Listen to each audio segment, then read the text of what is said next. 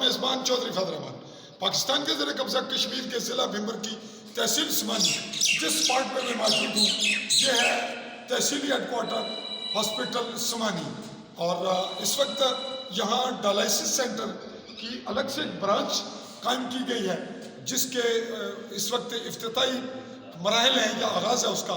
تو اس میں ہمارے پاس اس کے انتظامی ذمہ داران موجود ہیں تو ہم کیمرہ مین سے کہیں گے کہ آگے اور یہاں پہ بات چلائیں گے ہم. یہ آپ کیمرہ آپ کو کلوز دکھا رہا ہے کہ جو اس کے بانی ہمارے سب سے اہم شخصیت چودھری غلام احمد مرحوم جنہوں نے ایک الگ سے منفرد ایک کام کیا جس کی نہ صرف ہماری اس چھوٹی سی ریاست میں تاریخ ہے بلکہ یہ پاکستان اور اس سے باہر کے کئی ممالک کی حد تک ایک نئی تاریخ قائم کی. تو بات بڑھائیں گے ہمارے پاس موجود ہیں اس وقت ترجمانی بھی کریں گے اور ذمہ دار بھی ہیں تو بات کریں گے. جی عتیق صاحب اپنا تعارف بھی دیں اور بات کریں. Camera close. بسم اللہ الرحمن الرحیم. سب سے پہلے میں جناب چودھری فضل الرحمان صاحب کا اپنی طرف سے چنار ڈائلسس سینٹر کی مرکزی تنظیم اور سمانی کی جو آج منتخب ہوتے دوران ان کی طرف سے شکریہ ادا کرتا ہوں. اور سب سے پہلے میں اللہ تعالیٰ کا شکر ادا کرتا ہوں کہ چودھری غلام احمد صاحب مرحوم کے ویژن کے مطابق ان کی خواہش کے مطابق اور وادی سمانی کے تمام درد دل رکھنے والے احباب کی خواہش کو مد نظر رکھتے ہوئے چنار ڈائلسس سینٹر بھمبر آزاد کشمیر کی ٹیم نے اپنی پہلی برانچ جو ہے وہ سمانی کے اندر قائم کی.